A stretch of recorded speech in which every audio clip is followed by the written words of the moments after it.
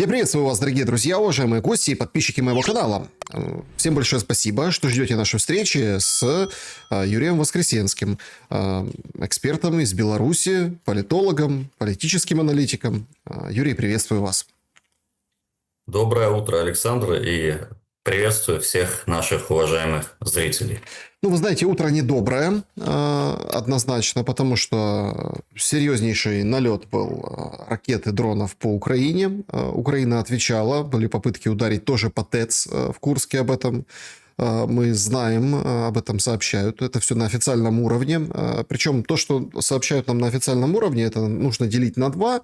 Официально там статистика ПВО, как всегда, там 458 полетело, больше 400 сбили, около 50 целей. В общем, было ударов, долетело до этих целей. Но, в общем, мы видим, что Кременчуг без света, график подачи воды. В Харькове остановилось метро. В Днепр прилетел дрон непосредственно в многоэтажку. Человек погиб, и люди... В общем, опять мы находимся вот в этом ужасном состоянии вот этого витка эскалации войны.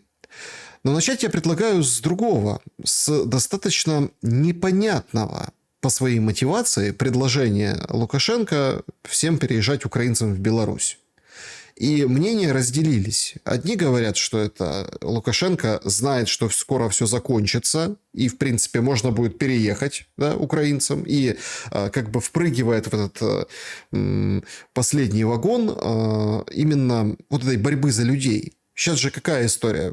Глобально, несмотря на войну, если так отодвинуть ее немножко в сторону, идет борьба за людей. Всем нужны кадры, всем нужны люди, всем нужны плюс-минус похожие культуры и языки, чтобы люди были, собственно, пополняли ту или иную экономику более-менее мощными какими-то кадрами. Отсюда иммигрантский вопрос. Это такие глобальные тенденции. Можем коснуться этого, если интересно, особенно ввиду того, что бангладешцев приглашают работать, а колумбийцами и колумбийскими защитниками гордится Запорожская облгосадминистрация.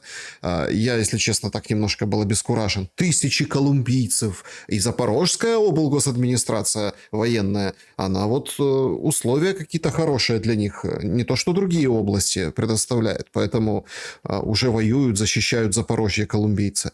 Другие говорят, что Лукашенко это делает, потому что знает, что война закончится не скоро, и впереди еще больше мук и ада в Украине.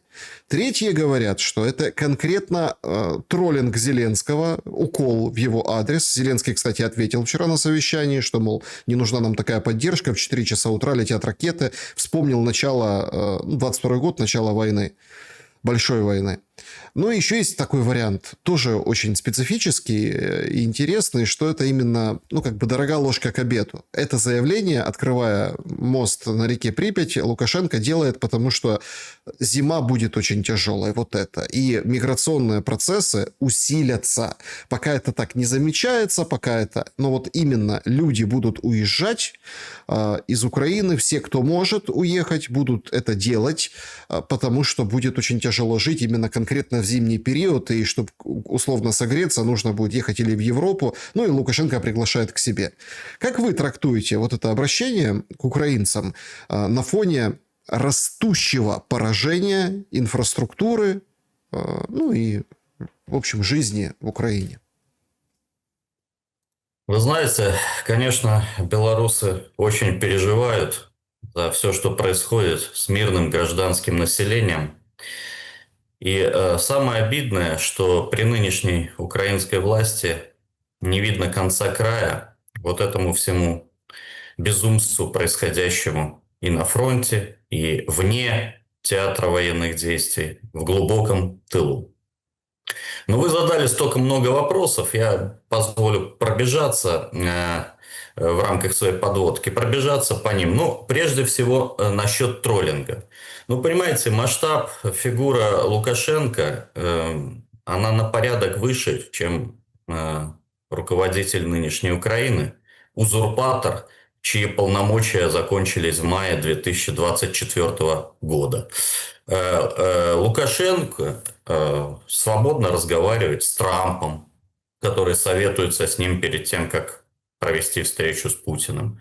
Лукашенко более нескольких десятков раз провел встречи с Путиным. Лукашенко принимает Си, который контролирует 25% мировой торговли. Он принимает его дома, и сын Лукашенко играет супругом китайского руководителя, супруги композиции на домашнем пианино.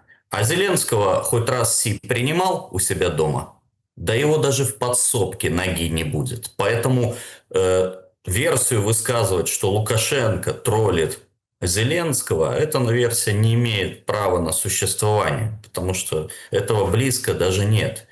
Что касается ракет и вообще всех оскорбительных речей Зеленского, то, мне кажется, Владимиру Александровичу следует промыть рот и следить за метлой, прежде чем такое говорить. Если бы не он, то никаких ракет не было бы вообще, не говоря о том уже, что ни одной белорусской ракеты никуда не полетело, и ни одного белорусского военнослужащего никуда не вошло, несмотря на сказки, которые они подчивали тогда, в феврале 22 года, говоря, что якобы белорусская армия тоже вторглась на территорию Украины. Поэтому Зеленскому надо следить за речью, потому что в Беларуси не все такие миролюбивые, как Лукашенко, и не все имеют такой и разделяют государственный подход и принципы классической дипломатии. Зеленский может договориться. Он не должен забывать, что у нас есть и тысячи заключенных, которые тоже пишут обращения, мы хотим, как в России, тоже искупить свой долг перед Родиной. У нас есть тысячи добровольцев, которые хотят воевать, мы их сдерживаем. И говорим, не надо, ребята, не власти в эту братоубийственную славянскую войну. И у нас есть граница и достаточно мощная армия, если брать количество обученного резерва. Поэтому Зеленскому надо следить за ртом, иногда его мыть, когда он встает со своего бункера и подходит к компьютеру. Дело в том, что Лукашенко искренне предлагает варианты, как выйти из этого кризиса. Он предлагает один, второй, третий вариант. А что мы слышим со стороны Зеленского? Эти старики, эти, значит, нелегитимные президенты, эти преступники. Ну, это разве подход? Это не подход. Теперь, что касается приглашения украинцев. Мы с вами в самом первом эфире говорили об этом. Я говорил, приглашал наших братьев, украинцев, они такие же нам братья, как и наши братья русские, в Республику Беларусь. Особенно людей, трудовой народ, понимаете, не какой-то креативный класс, общественные недолюбленные активистки, да, значит, а именно люди, которые погружены в трудовые будни. У нас есть прекрасная территория, прекрасный, трудолюбивый, толерантный народ, который не будет на вас нападать за то, что вы вдруг говорите на украинском или казахском или любом другом языке. И, конечно, сейчас, вы правильно сказали, в мире идет борьба, в том числе за трудовые ресурсы. А с нашей точки зрения, Беларусь великолепная страна для жизни и русского, и украинского человека. Это как бы сердце нашего триединого славянства. Поэтому Лукашенко и пригласил украинцев с семьями приезжать, потому что очень много вакансий. Мы очень быстро будем давать гражданство. Уже десятки тысяч украинцев живут в Беларуси. Мы даем дом, мы даем землю. Да, не будет больших доходов, таких как у айтишников, но будет тихое мирное небо, будет гарантированная работа. Деток всегда вылечат, да и вас тоже. Всегда обучат, масса кружков, масса спортивных секций. Посмотрите, какая инфраструктура замечательная. Ведь тот мост, который вот открыли через Припять, помните, я говорил, сила мелочей в том, что их много, это американская пословица. И вот, казалось бы, мост, он был нормальный мост и до этого, но мы его реконструировали. Расширили с 7 метров до 10 метров, оборудовали безбарьерной средой, подсветкой, добавили полосу для велосипедистов, дорожки для пешеходов, лифт для инвалидов. Это сейчас второй по протяженности мост в Беларуси, более 900 метров. И вот это очень символично, то, что вчера произошло, потому что, во-первых, мы открыли этот объект в очередную годовщину Октябрьской революции, с которой я и поздравляю вас и всех наших слушателей, которые верят в эти идеалы. То есть, знаете, старая добрая советская традиция. Что-то открыть к празднику. А что тут это плохого, даже если ты в душе бандеровец?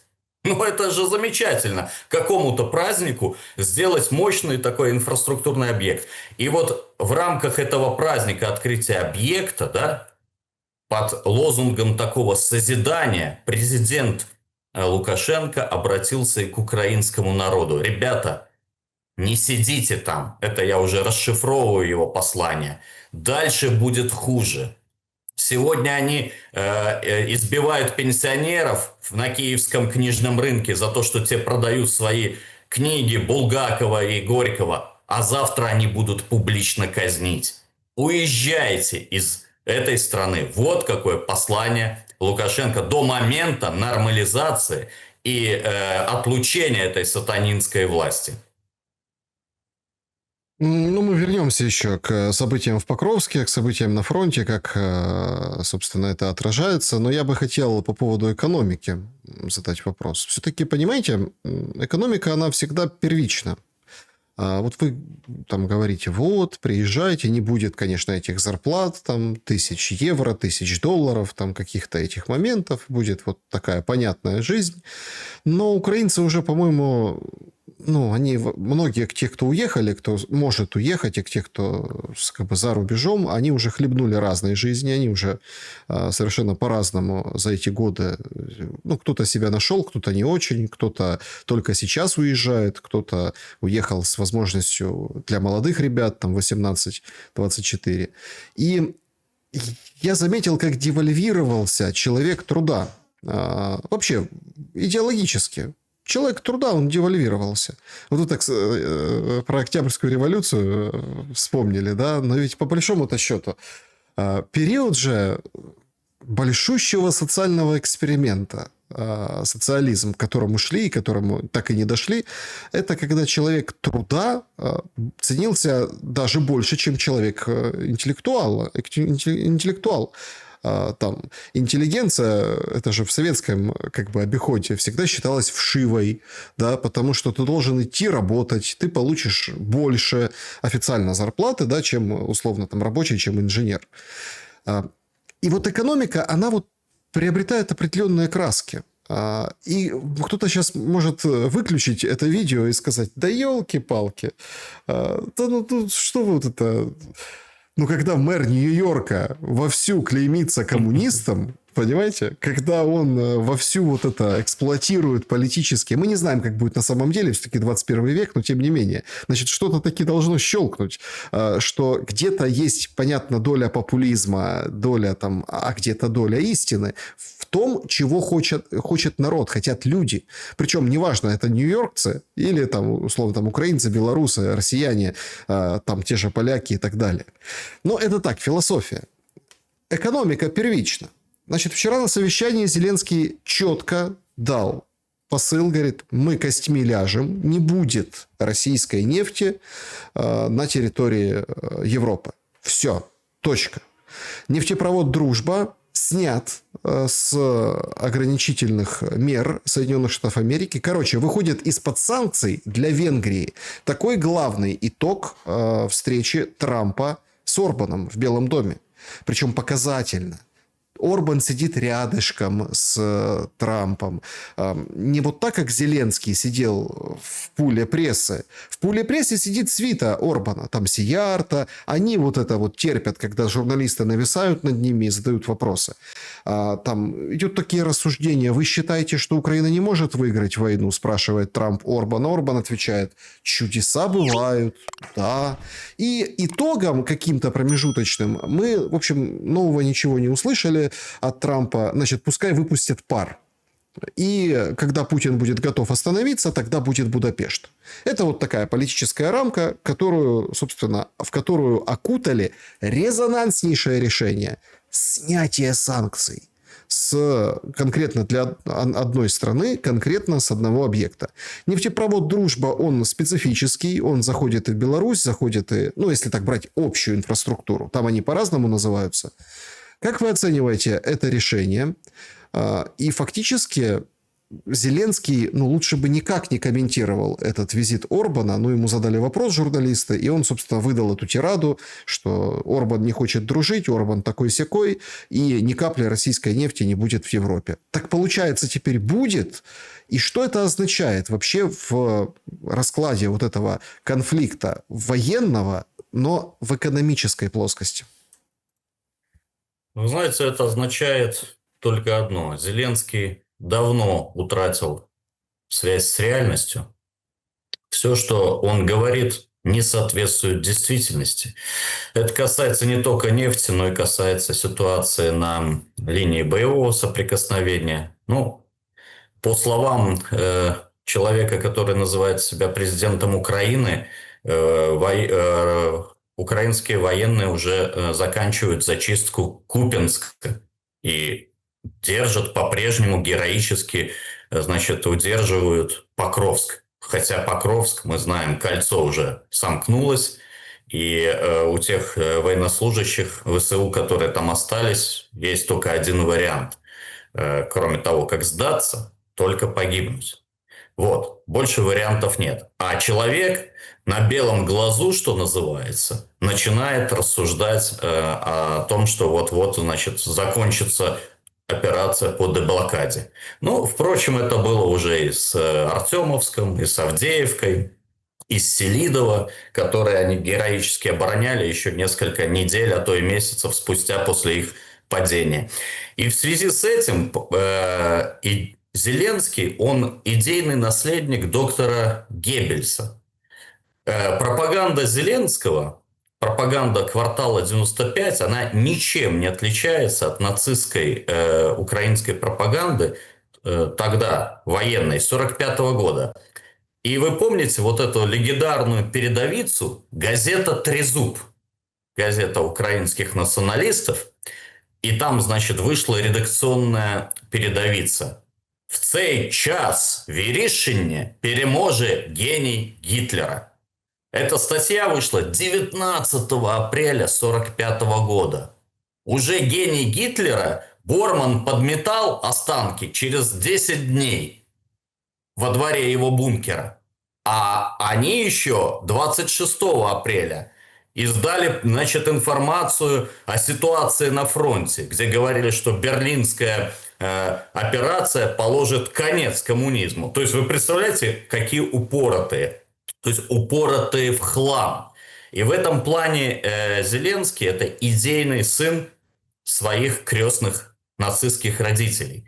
Поэтому то, что произошло в Штатах, в очередной раз его умыли. И вот это как раз и можно назвать политическим троллингом, потому что это была чистая заготовка. Вот такие фразы. Как вы считаете, он, наверное, победит? Чудеса случаются. Но это уже чистая заготовка, которая была обсуждена в подсобке. И самое главное, вы абсолютно точно подчеркнули беспрецедентность исключения санкций. Вы же понимаете, что если исключили одну страну, это значит исключили все. Не значит, что следующим решением исключат Чехию или Словакию. Да, нет. Просто венгерские трейдеры будут продавать по всем направлениям не только нефть, но и газ. Ведь Трамп сделал исключение и из газа, идущего по турецкому потоку. Но, понимаете, меня лично удивляет идея фикс господина Зеленского. Хорошо, представим, туда не идет ни граммы российской нефти. Где убудется, там прибудется. Понимаете? Китай будет больше на 1% брать этой нефти или 2%.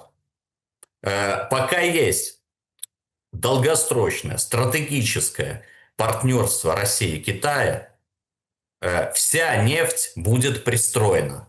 Да, с логистическими издержками, Но это вопрос уже обговаривается с лидерами двух стран. Эти издержки можно компенсировать, заложить в цену, либо оказать какие-то услуги, отбить технологиями. То есть, понимаете, что это за глупейшая идея фикс? Ни капли нефти российской. Ну и потом, это же бизнесмены. Пока есть в мире хоть одна страна, которая проводит суверенную, в отличие от Украины, политику, Тринидад и Тобаго, он купит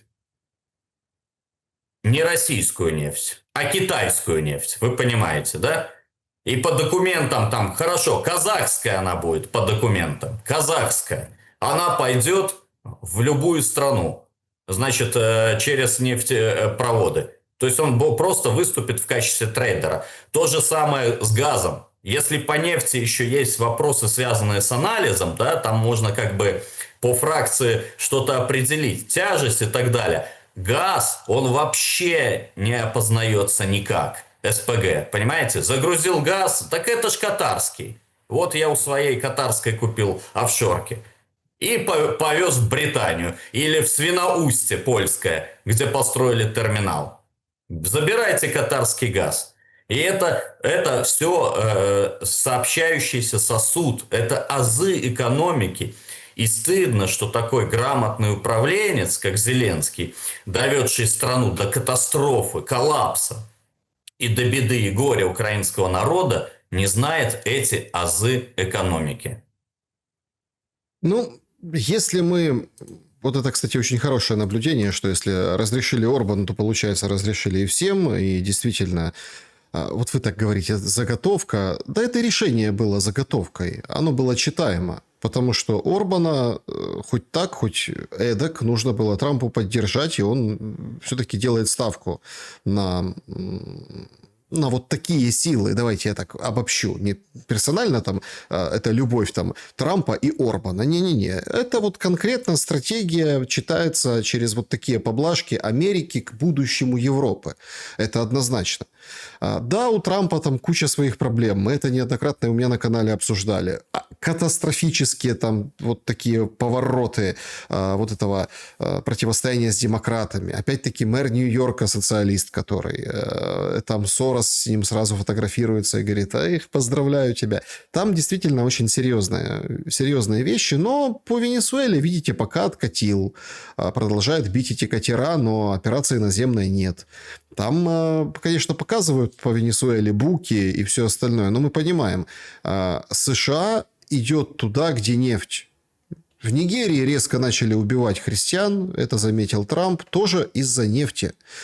Все понимают, что снятие санкций с Сирии, снятие этого с там, Хатаб и этот Джулани, да, который сейчас руководство, это тоже шаг, это нефть. И вот на этом рынке сейчас как бы пытаются исключительно в экономических интересах играть американцы. Меня интересует все-таки вопрос завершения войны в Украине. Что понятно стало после встречи Трампа и Орбана в переговорном треке? Песков вот буквально совсем недавно говорит о том, что, в общем, глухо, никто ни к чему не возвращается, но определенная тон разговоров и определенные стрелы, посылы, сигналы все-таки Трамп и Орбан дает, что пар-то выпустят, но надо будет договариваться. Меняется ли конфигурация этих договоренностей? Или у нас есть определенная рамка, по которой будут идти, а сейчас просто, вот такая ситуация, там, давайте отложим, а вот потом все равно к чему-то придем. А к чему? Смотрите, вы очень правильно подметили интерес Трампа к правам, свободам человека в тех странах, которые полны нефтью. Нигерия и Венесуэла. То есть, когда христианам режут головы в Сирии, это не преследование. Более того, надо снимать санкции с представителей и руководителей этих властей. Когда храмы захватывают в Украине, преследуют крупнейшую христианскую православную конфессию, мы видели все, и весь мир видел позавчера все эти жуткие кадры, когда нацисты с пистолетами, да, угрожали прихожанам. Это какой-то кошмар. И под таким прессом Украинская Православная Церковь находится уже много лет. Здесь тоже Трамп и американская администрация не видят преследований никаких. Ну, плюрализм, демократия, разберутся. А вот в христианской Венесуэле, да, значит, в Нигерии, где половина христиан, и где из 20, да, там есть преследование, но из 20 тысяч случаев, вот за последние годы, 20 тысяч случаев убийства мирного населения, христиан там 317 зафиксировано, по крайней мере, властью Нигерии. Более того, половина нигерийской элиты христиане. У них там такой, знаете, своеобразный исламско-христианский консенсус. Север мусульмане, юг христиане, и они его как бы соблюдают. Хотя, конечно, присутствуют отмороженные группировки военизированные и с той, и с другой стороны. Это факт. Но о каком-то умышленном преследовании, наверное, говорить не стоит. И Трамп именно ищет нефть, потому что все вот эти санкции вызвали определенный дефицит. Ему очень надо приложиться, так сказать, к скважине нормальной, чтобы компенсировать вот эти все меры ограничительные на российскую нефть и не допустить роста, потому что в экономике у него дела плохи, долг рекордный, инфляция рекордная, цены сейчас, например, на мясо очень резко растут. Он уже обвинил в сговоре руководителей и владельцев мясоперерабатывающей отрасли и пригрозил, что будет закупать мясо в Аргентине. Но это приведет, конечно, к череде очередных банкротств среди американских фермеров. Ну, бог с ним, нам бы со своим разобраться. И вот то, что мы наблюдаем сейчас, можно с политологической точки зрения сказать, что это победа Путина. Путин опять всех переиграл. Путина, я бы добавил, и Лукашенко, потому что и Лукашенко говорил: Володя, обращаясь к человеку, который называет себя президентом Украины, тебя все кинут, останешься один на один с этой бедой. И фактически Трамп хочет дистанцироваться, да?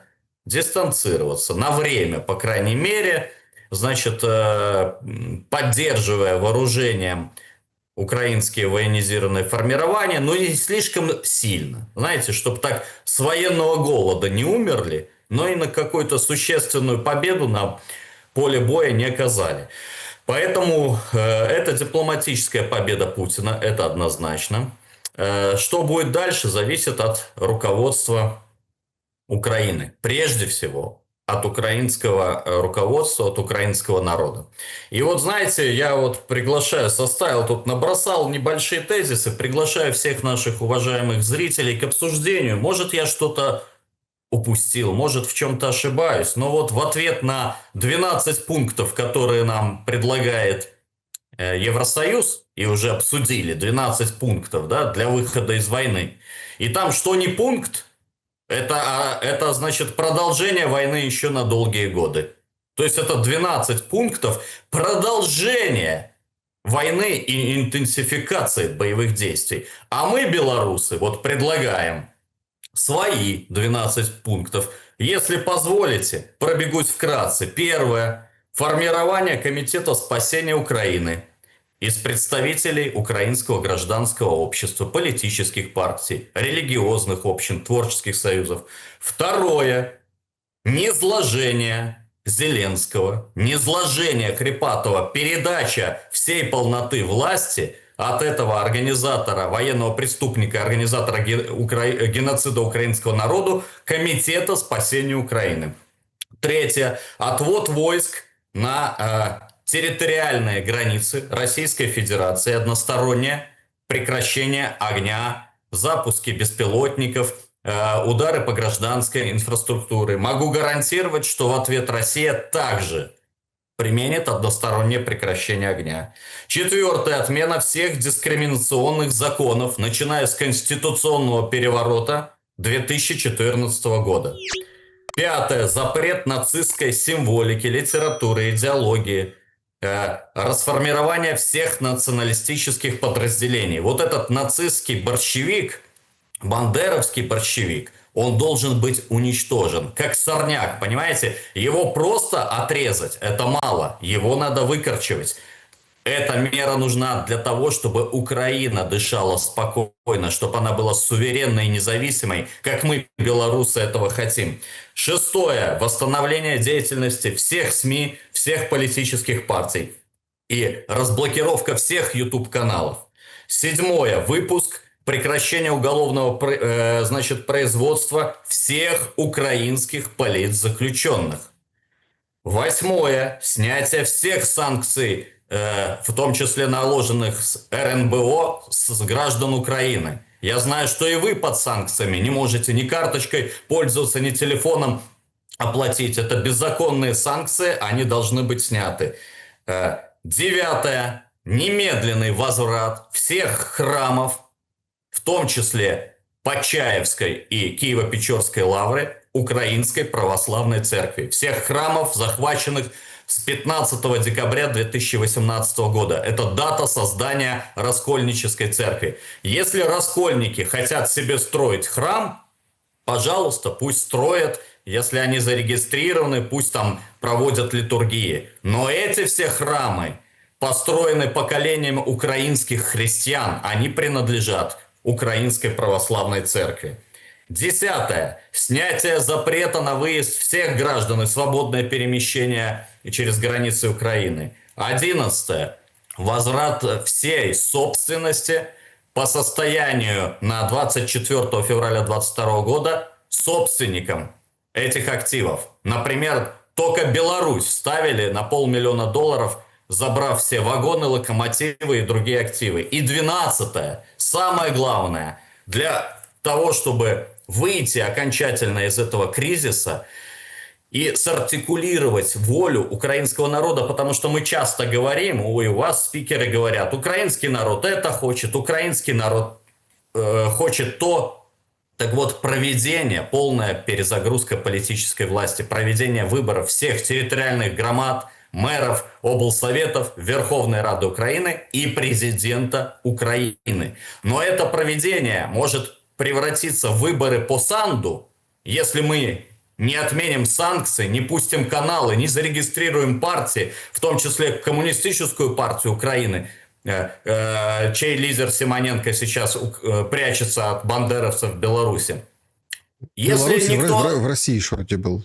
Нет, он в Минске, я видел его на прошлой неделе. И все его разговоры только от Украины. Это такого патриота Украины еще надо поискать. Он очень ностальгирует о всех местах, в которых у них прошло детство, юность и так далее. Я не лоббирую коммунистов. Нет. Пусть будут и патриотические, и националистические, но не нацистские партии. Но пусть они будут зарегистрированы, пусть украинский народ сам решит, что делать. Так вот, вы спрашивали выход. Вот вам выход на блюдечке. И прежде всего, пункт 2. Низложение Хрипатова. Но почему пункт 2? Вы же скажете, в условиях военного времени это можно считать, значит, отсутствие власти как какая-то измена. Поэтому есть пункт 1. Формирование Комитета спасения Украины, правительству. И, кстати, эту идею задвинул и бывший нацист Мосейчук в вашем эфире. Молодец. Начинает умнеть. То есть сначала формирование нового переходного правительства из представителей всех политических партий, религиозных конфессий, творческих союзов, предпринимательских, женских, ветеранских, молодежных организаций. И вот эта Рада может обеспечить переходный период и последующую перегрузку власти. В случае реализации вот этих пунктов война закончится в максимально сжатые сроки. В ином случае, в том числе в случае нереализации пункта номер 2, низложение Хрипатова, я не вижу никакого выхода. Этот человек равно синоним войны. Пока он есть, есть война. Его жизнь и политическая, и физическая зависят от этого военного конфликта. Спасибо за внимание к этому вопросу, как говорит Дональд Трамп. Да, хорошая фраза. Многие сейчас переняли ее. Спасибо за внимание к этому вопросу. Но вы же понимаете, что тут ключевой момент – это взять и отдать территории, взять и отдать России то, что она еще военным путем не захватила. И вот, наверное, в этом-то и кроется, судя по всему, вот этот вот фатализм войны и фатализм украинцев. Мы видим, как украинцев бьют, как женщин задувают газом, как мужиков... Не знаю, у меня вчера прямой эфир был, ну, демонстрировал там в Харькове, например, видео из домофона, где велосипедист, его остановили, все, а он уверен в себе, мужик, ну, уже там, понятно, взрослый дядька, ну, не старик, но взрослый, он достает телефон, открывает там этот резерв плюс, наверное, да, показать. Даже не спрашивают. Покажешь в бусике. Все. И вот это вот в пятером с велосипедом, так сказать. И кадры такие жуткие, потому что ну, это всегда бьет по нервам. И вот многие пишут в комментариях, уже сколько этих кадров, сколько убийств, сколько вот этого избиения, сколько всяких там этих моментов, да, когда там, ну, уже доходит до ужаса. А все равно люди переживают. Все равно вот как все каждый раз. И я вот так думаю, а почему так? Да потому что людей, получается, подсадили на эту иглу. Вот этого... Ну вот есть люди... Я, например, ну, не люблю фильмы ужасов. Да? Ну вот когда кино... У всех есть период, кто всю жизнь смотрит кино, там свежие фильмы, старые пересматривает. Киноманы такие. А есть вот среди киноманов отдельная категория людей, которые вот смотрят исключительно ужасы. Ну, им нравится. Они вот там подстегивают. И вот я так смотрю, что это прям фильм ужасов. И каждый день у нас новая порция, каждый день новые кошмары. И все говорят, вот, украинцы там, они ни что не способны, украинцы там ничего не могут противостоять. Немножко по-другому играет вот это... Ну, вот специфика, что ли, да? Вот специфика. Но как ни крути, вот эти вами перечисленные пункты, это же о том, чтобы капитулировать. Это 12 пунктов капитуляции. А украинское общество, украинский народ, вот мы начинали, да? Ведь у нас же, ну, тупорылая пропаганда. Вот тупая, понимаете? Ну, то есть, наоборот, надо выйти к украинцам и сказать, смотрите, Лукашенко, даже вот плохой Лукашенко, да, которым обрисовали его, он даже настолько уважает украинский народ, его дух, несокрушимость, его силы, верит в украинский народ, что он даже зовет к себе украинцев. У нас все это представляют, что это какой-то элемент жалости, как подачка украинцам. То есть Вовина 1000, Вовина 1002. $20 или сколько там, 20 евро, да, вот этих. Это значит по помощь, а приглашение Лукашенко это вот подачка. Неправильно коммуницируют с украинскими людьми. Ну, точнее, как, с ними правильно коммуницируют в других целях. Но украинский народ не хочет капитулировать. Что значит взять и отдать ну, то, что военным путем не проиграли? И в этом пункте, наверное, самый главный, среди всего прочего, ну вот подтекст. Это народ, который победили, может пойти на эти 12 пунктов, главный из которых в этом контексте, это, конечно, взять и отдать то, что Россия там присвоила себе. Вы знаете, ну, во-первых, по поводу эмпатии, которая до сих пор есть в наших сердцах, это и есть тот самый славянский православный код, который из нас хотят всячески выжить. Не зря некоторые политологи, некоторые военные начальники говорят, что это священная война. Война против сатанистов. И некоторые даже российские подразделения, у них есть такой флаг, знаете, объединены мусульманские и христианские символы двух авраамических религий. И они тоже пропагандируют эту идею, что это война против сатанистов. К слову, один из блогеров украинских, который изгнан в Испанию, сейчас тоже говорил, что Зеленский – это самое, что ни на есть пришествие какого-то дьявола. Я думаю, что это не так, но что это, наверное, какой-то прообраз демона, потому что действительно, вот вы говорили про тех, кто снимается в фильмах ужасов, а есть те, кто пишет сценарии. Так вот, Зеленский – это человек, который пишет сценарий своей собственной рукой этих фильмов ужасов. Поэтому в нем есть, конечно, что-то очень-очень демоническое. И пока украинский народ его не изгонит, никакого мира не будет. Теперь, что касается пунктов. Ведь из этих 12 пунктов 11 пунктов направлены на укрепление суверенитета и независимости украинского народа. Ну разве это плохо? Снять санкции с политических партий, с журналистов, открыть свободное перемещение, чтобы люди из квартир выходили. Вот у меня есть друг в Днепре живет, в Днепропетровске. 4 года не вылазит из квартиры. Родители ему покупают продукты небольшими порциями, чтобы они не заподозрили, что кому-то покупают. Официальные данные украинского нацистского режима говорят о том, что более 300 тысяч, официальные данные украинского режима, более 300 тысяч человек находятся в бегах, дезертиры. Это не какая-то российская пропаганда. Пару миллионов человек, данные сейчас уточняются, не встали на учет в специальной программе военкоматы. То есть, понимаете, это все факты говорят о том, что мы не можем говорить за украинский народ, поддержат ли они и 12-й пункт, касаемый территорий. А вы знаете, что может быть... Да, потому что, еще раз повторюсь, все остальные пункты это направлены, наоборот, на поддержание и создание, восстановление гражданского мира в Украине. Многоязычие. Пусть хочешь на русском говори, хочешь на украинском, хочешь ты в Прикарпатье, говори на венгерском, вот ходи в эту школу. Какую хочешь, слушай музыку, какую хочешь, продавай книжку, кроме нацистской, да? Религиозное многообразие, мир, справедливость, то, что построили православные, это их. Порошенко создал какую-то свою секту или церковь. Кстати, Порошенко это диакон Московского патриархата. Поправьте меня, если ошибаюсь. Я видел его в рясе. Но он создал свою какую-то церковь. Ради бога, если ее зарегистрировали, стройте свой храм. Зачем вы забираете храмы у других? То есть, понимаете, возврат собственности это гарантирует и повышает инвестиционную привлекательность Украины. То есть все это направлено, в том числе создание правительства народного доверия, Комитета спасения Украины.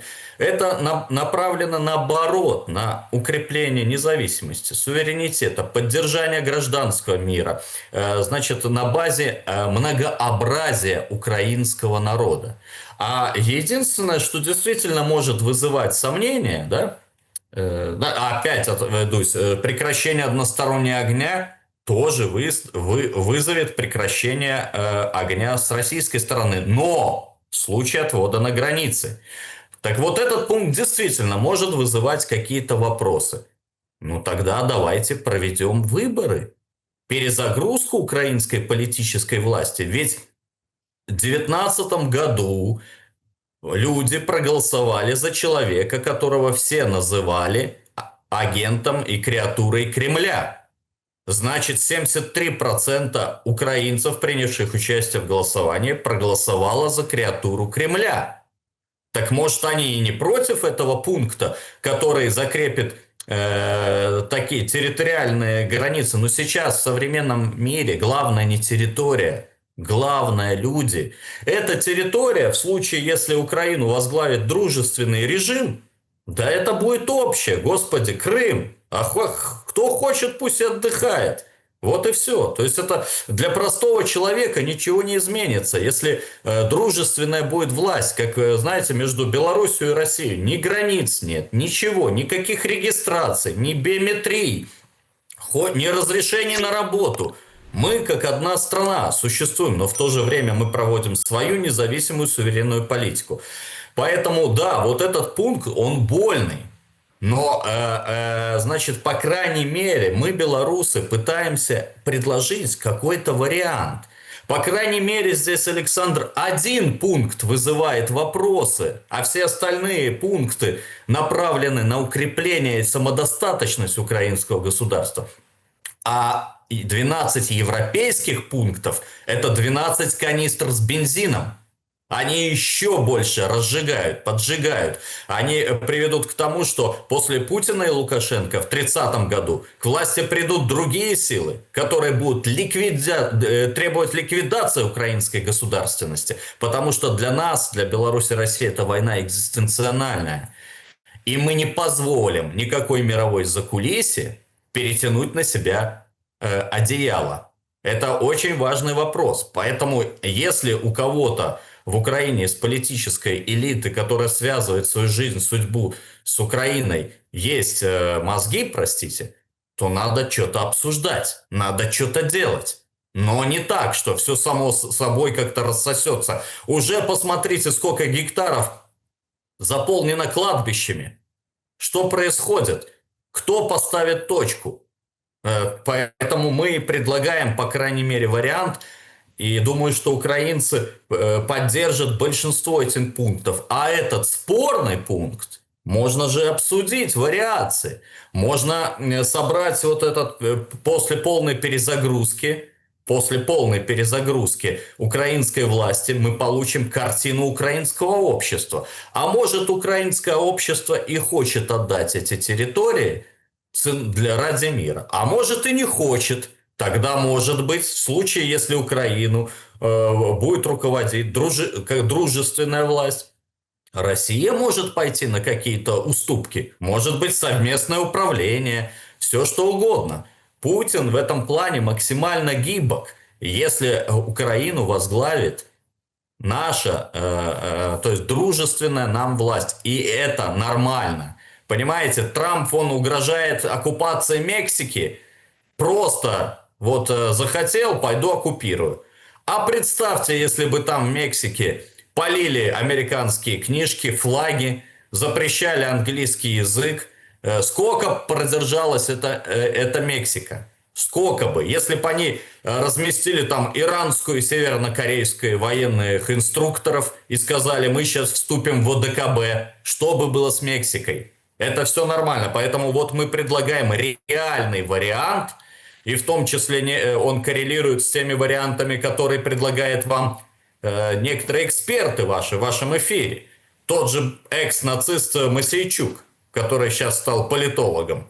Вот, значит, был в начале создания батальона Азов.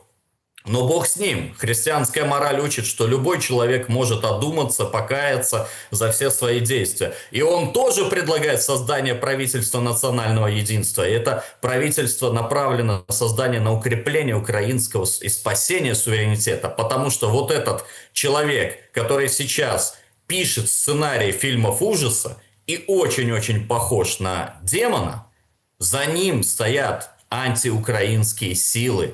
Они не любят вашу страну, они хотят ей горя, хотят беды украинцам. Несмотря на его какую-то лютую пропаганду, и тут я снова вспоминаю газету «Трезуб» апреля 45 года. Это даже когда наступит апрель 45 года, ну в нашей версии, адаптации, все его телеканалы, телемарафон будет говорить, что планируют, значит, нападение на Кремль, что перебьет хребет путинскому режиму. Это надо понимать. Юрий, смотрите, это все, конечно, скажем так, идеи, прожекты, но тут вы так говорите суверенитет, а есть ли что возвращать? Я почему так остро задаю вопрос, потому что, давайте, тут люди по-разному относятся к государству. И вы, как политолог, это знаете. И люди одни относятся как к идеологическому образованию, другие как технократы относятся. Управление. Это же целая наука управления тоже. Понятно, что во время войны, плюс еще с когортой малообразованных персонажей, с вымыванием профессионалов, да, там, сейчас же кто возле Зеленского остался? Тот, у кого хватка.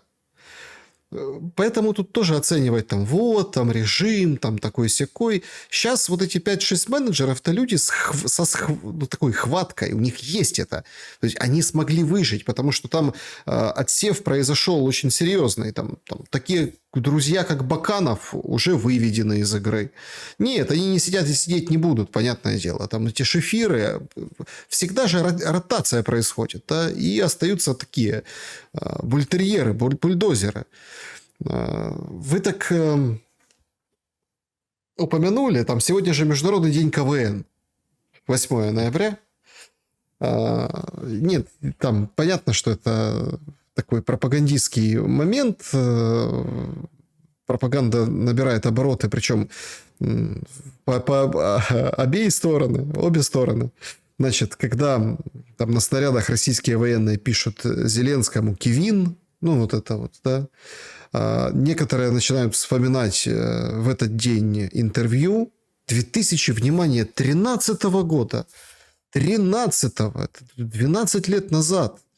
Перспективный молодой КВНщик берут интервью для комсомолки украинской. Комсомольская правда Украина. Интервью. У мамы Зеленского Риммы. И она там говорит о том, что... Ну, это интервью не ко дню КВН, а к дню рождения, к юбилею Зеленского. То есть КВНщик, юморист, квартал 95, только вот шагает активно, вот все о нем знают, всем заявили. Супер просто. И она говорит, в детстве любил играть с советской мясорубкой Зеленский.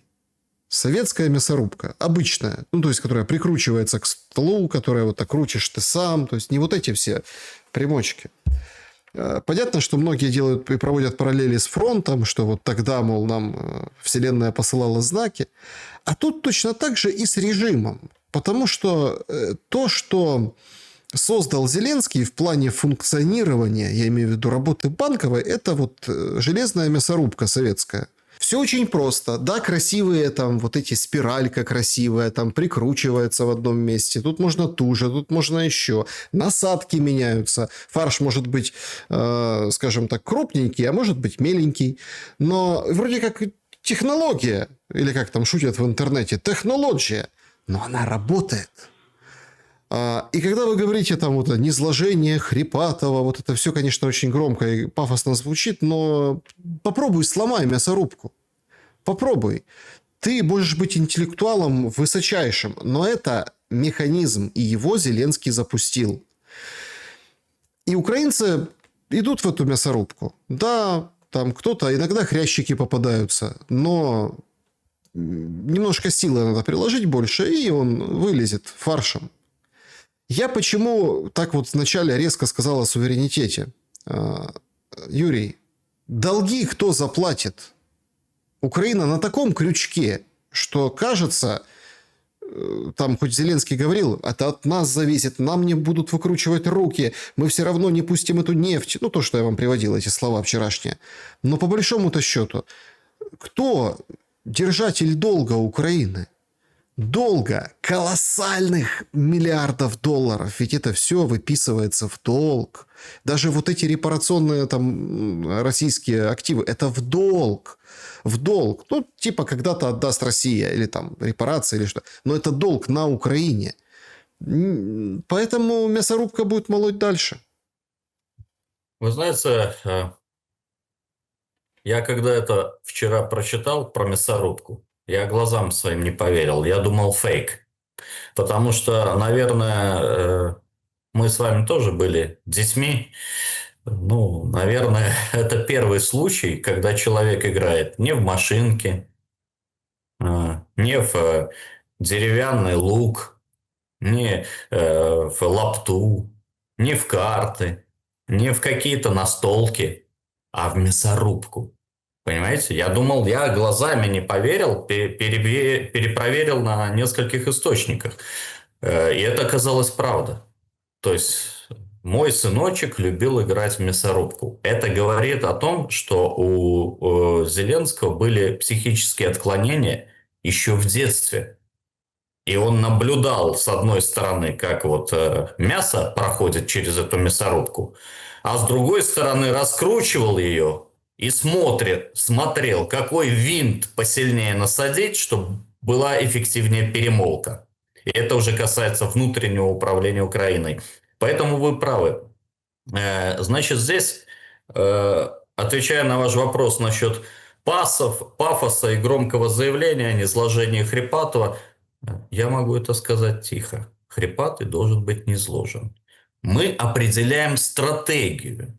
Тактику должен уже определять украинский народ. В случае с мясорубкой Зеленского, которая сейчас превратилась в тоталитарное протонацистское государство, повлиять как-то могут только люди, у которых тоже есть своя мясорубка. Или хотя бы автоматическое оружие. Я имею в виду украинских военных. Если бы в октябре 2017 года Ленин светил фонариками, хлопал в ладоши и подымал в воздух белые шарики, наверное, бы революция б не победила. А при всех ее ужасах нельзя забывать, что это было очень передовое историческое событие, которое повлекло по всему миру улучшение условий для трудового человека. Никогда до этого не было ни медицинских страховок, понимаете, ни фиксированной оплаты труда, ни фиксированной рабочей недели. По всему миру капиталисты, владельцы средств производства после этого холодного душа октябрьского, они пошли на уступки трудовому народу, всем людям труда. И то есть при всех своих ошибках революция октябрьская принесла очень много хорошего простым землянам. Это к вопросу о том, что она бы не победила, если бы у них тоже не было мясорубки, ленинской мясорубки. Поэтому сейчас мы стоим на пороге того, что у нас точкой преткновения у всех людей, которые хотят мира по всей планете, стоит один человек, который играл в детстве с мясорубкой, который пишет сценарий фильма ужаса, который борется с христианством, который очень-очень напоминает какой-то прототип демона, хрипатого демона. Это без всякой пропаганды. Я оцениваю лишь по его действиям. Соответственно, его низложить может только украинский народ при помощи другой мясорубки. Вы помните эту классическую фразу? Против лома нет приема, а кломят другого лома. Это не значит, что мы призываем к какому-то вооруженному восстанию. Нет.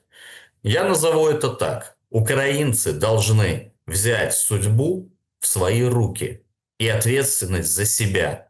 Всегда это были, по крайней мере, в интернет-пропаганде свободная нация, вольные казаки, да? Незломные люди, которые никогда не стоят на коленях. Сейчас мы смотрим, их заставили стоять на коленях по всей стране специальным каким-то распоряжением.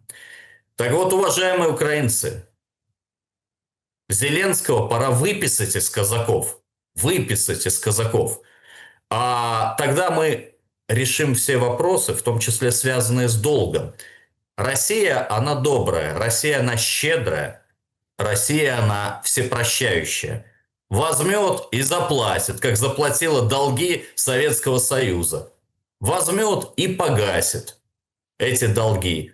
И территория будет общая, когда мы будем в едином союзном государстве.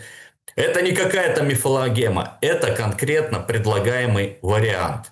Только в составе нашего единого союзного государства Украина будет целостной, суверенной, независимой. Есть и другие предложения. Есть предложения, допустим, интеграции в Европу, да? Есть предложение вообще внеблокового статуса, вне политических военных блоков. Это все нормальные, здравые предложения, которые имеют место быть, и которые имеют место быть в качестве обсуждения широкой украинской громадой и их соседями, русскими, белорусами, другими представителями других стран. Но для этого нужна политическая воля. Это предложение гораздо лучше, любые из этих трех предложений, быть в союзе с Россией и Беларусью, быть в союзе с ЕС, быть независимой полностью государством, таким хабом между Востоком и Западом, да, между восточным, азиатским миром, европейским, технологическим, логистическим, экономическим хабом. Они все хороши, они все лучше, нежели грозить ракетой «Фламинго» или другими частями своего зеленого тела Москве. Эти предложения конструктивны, но их надо обсуждать. А чтобы их надо обсуждать, надо провести полную перезагрузку власти. Но чтобы не было безвластия, надо передать власть Комитету спасения Украины, либо любому коалиционному правительству, которое обеспечит переход к этой полной перезагрузке. И только тогда мы будем знать, что хотят украинцы на данный момент, потому что нет никакой объективной верифицированной информации, все социологические опросы имени Зеленского, все липа. И, может быть, наши тезисы тоже не такие объективные и не оцениваются на реальности. Так вот, мы получим эту картину украинского общества, измученного, израненного, прошедшего, значит, эти конституционные перевороты, войны. И тогда мы уже с вами в эфире будем говорить, что для украинца хорошо, а что для него плохо. Но этот шаг надо сделать, пока будет вот этот хрипатый содомит у власти, сатанист, борец с христианами, борец с славянским кодом, борец со своими соседями, никакого мира не будет. А мы хотим этот мир, надеемся и ждем его. Юрий Воскресенский был моим собеседником сегодня. Спасибо за время и мысли. Друзья, спасибо, что посмотрели это видео. Напишите, что думаете вы. В любом случае, это хороший повод поговорить и все обсудить в комментариях. Берегите себя и друг друга в это тяжелое и непростое время. Добра и света.